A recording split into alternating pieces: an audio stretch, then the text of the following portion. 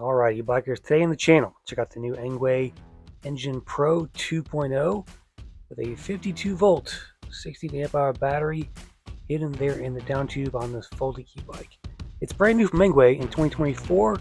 Let's check it out next on Crisscross. Let's go.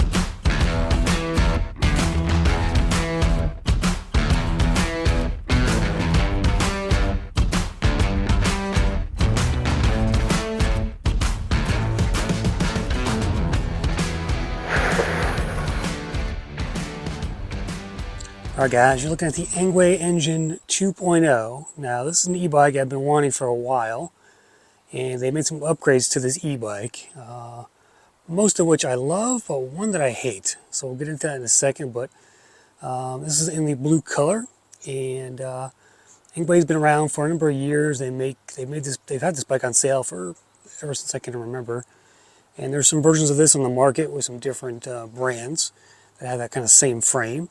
So it's a very familiar frame. It's a frame I really like. So that's why I was really excited to get this bike for the channel. It's got dual suspension. It's got the mag wheels, which are awesome. 20x4s, another one of my favorites. Good suspension on the front and in this mid shock here. So the bike's really comfortable going over bumps and trails and stuff like that, and that's why I really liked it. I like the look too as well. It's just a nice tough look.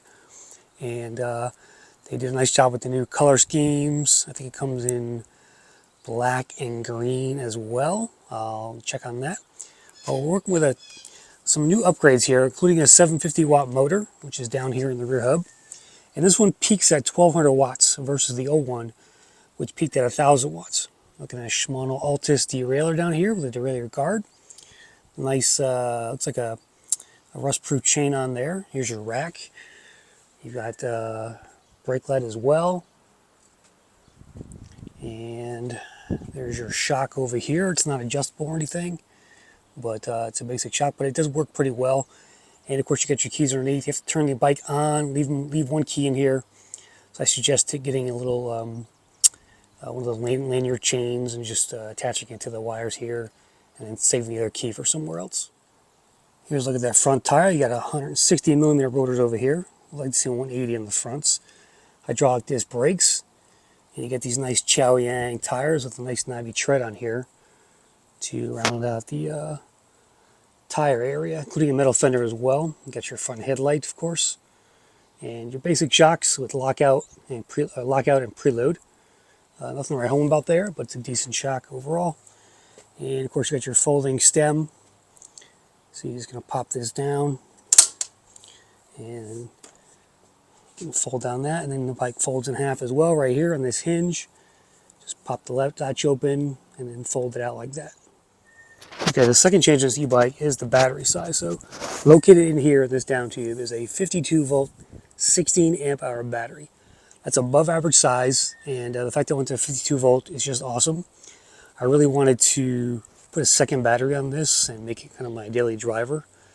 But the third thing they added to this e-bike is making me second guess that choice.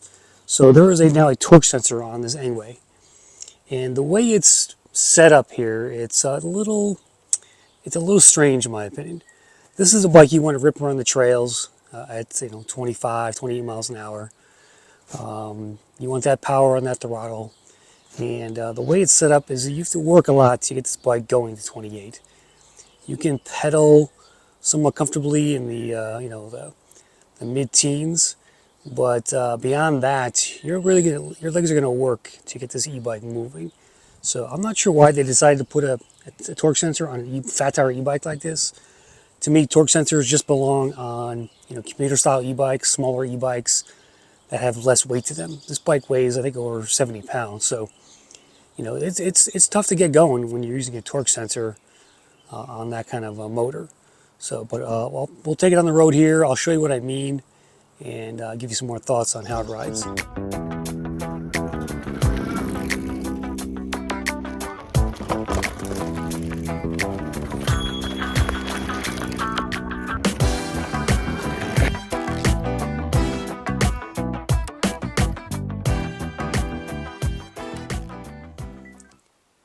look at the cockpit here. You got your ergonomic locking grips. You got an 8-speed trigger shifter, hydraulic disc brakes, mineral oil. Come back to display. Left side, same grip. Left side thumb throttle. A nice big display with plus and minus buttons. Power buttons down here. Turn the bike on. And it's a basic color display. One more thing I don't like about the e-bike is there's no percentages for the batteries. E-bike companies, just put a percentage up here, please. Battery bars are just too unreliable, and I want to get more precise indication of where the battery is. So always put that on your displays, e-bike companies. I've seen this display before on some cheaper e-bikes, so looks like they went with the cheaper option here.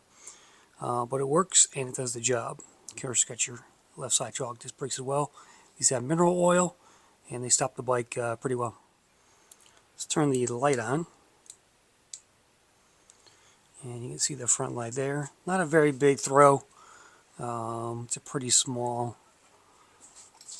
I'll back the bike up here.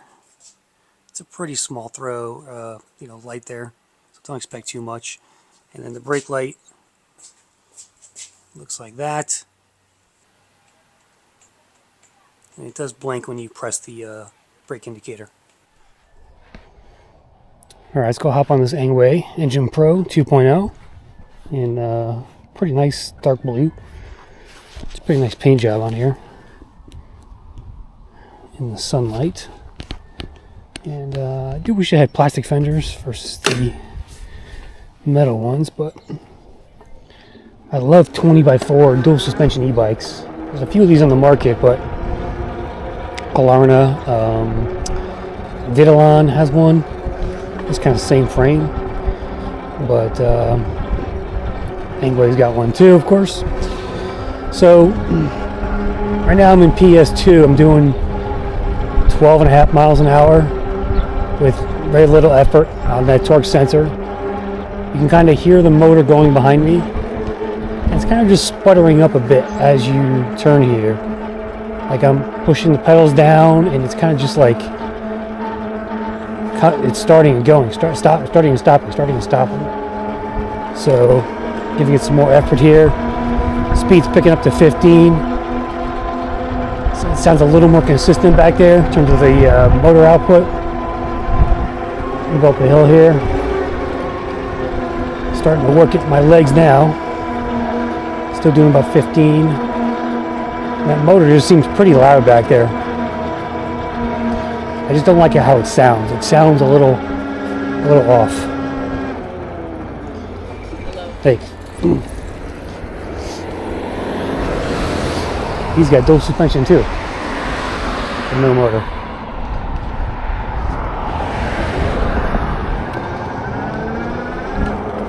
Alright.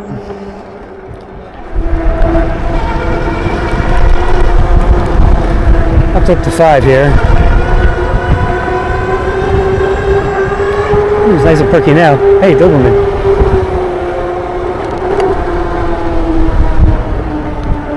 Corners well.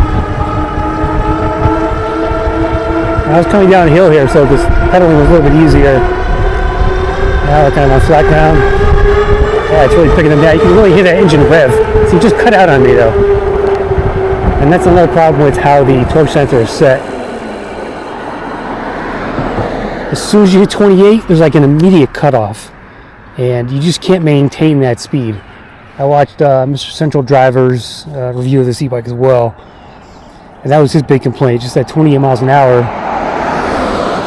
The whole motor just cuts out. You can't keep that speed up at any length. So you only hit it for a second there, which is kind of annoying on an e-bike that looks like this, right? This e-bike looks like it goes fast, and unfortunately you need to work to get there, and you won't be able to hold it either. Let's try it again here. I'm in PS5, I'm in 8th gear, I'm at 22, 24, 26, 27, and cuts out 27.5. It's picking up again. And my legs are really hurting. I had to work to get there. And it is an e-bike, so you don't have to work that hard. But least I don't want to work that hard. You know, if you want to get exercise, this is a bike to get. This is probably the hardest e-bike I've had to pedal since I started my channel because of that torque sensor. Now you can hit the throttle too if you want, and just stay at 20. This is the only way you can stay at consistent speeds with the throttle here, up to 20 miles an hour. So, all right, just try the brakes there. That back tire skidded out. With the PES levels, I'll put it down to 1 here. Let me just stand still here. All right, let's start pedaling. I hear the motor come on very gently. Yeah, we're doing 8 miles an hour. PS2. Again, very little effort here in the pedals on my part. We're at 9. PS3. Doesn't really give you much more power. 9.5. There's 10. So not very many. Because of the torque sensor, you don't really get a bump in speeds in different levels. So if I'm going to ride this bike, I probably just keep it at 5 all the time. Because I'm doing 16 with no effort. And if I really put my legs into it, that's when the bike comes alive.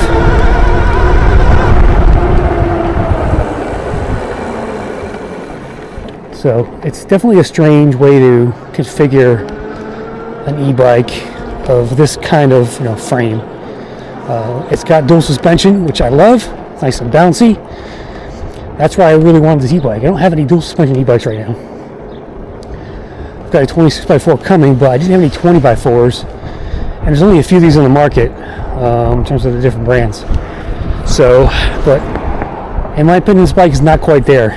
If it had a cadence sensor, it would have been a home run. All right, let's do a hill test. I'm going to start 750 watt, peaks at 1200 watts. The old Engine Pro peaked at 1000 watts, so a little more power with this one. Good power off the line. Cars passing us. Gaining speed here at 13 now. 14. Approaching 15, there's 15.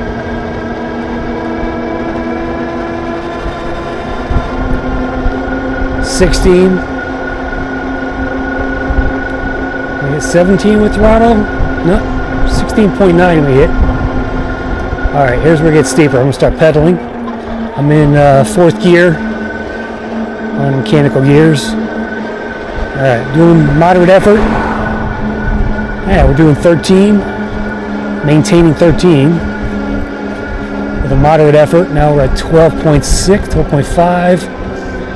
11.8 was your minimum speed, and I didn't have to pedal that hard going uphill, so that surprised me a little bit. Now that I've crested the hill, it's a little harder to pedal actually.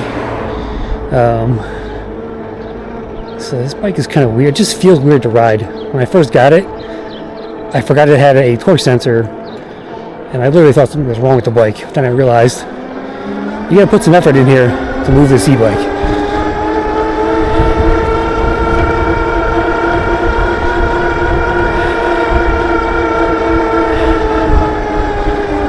I'm doing 18, 15 miles up that hill with moderate pedaling, I would call it. All right, let's do our downhill run here. Put the PS to 0. I'm just going to coast, see how fast we can pick up, and then test the brakes. Feel pretty comfortable on this e-bike. Yeah, it's a good fit for me, being a 6-footer. The reach is not too far, it's not too short. Got the dual suspension, go over bumps here. Yeah. Alright, we're at 27. There's 30. Gotta tap the brakes here. 32 already. 33. There's that wind. It's pretty windy out here, so Get a little headwind. 32.4, 33.5. And we got to start for the kids. All right, 33.5 on there.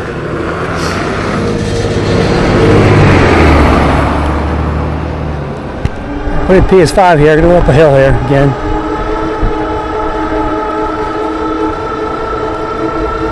Once the motor gets going, it's got good power back there. Again, 1200 watts, so I would say I'm moderately pedaling right now. Got 22, 23, starting to climb here. It's a moderate hill, but 22.8. Again, I'm moderately pedaling, so it's not too bad.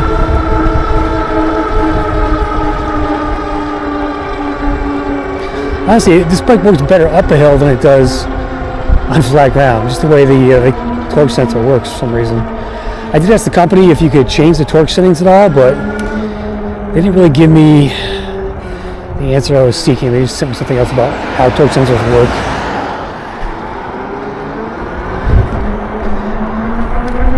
Let's go wrap things up.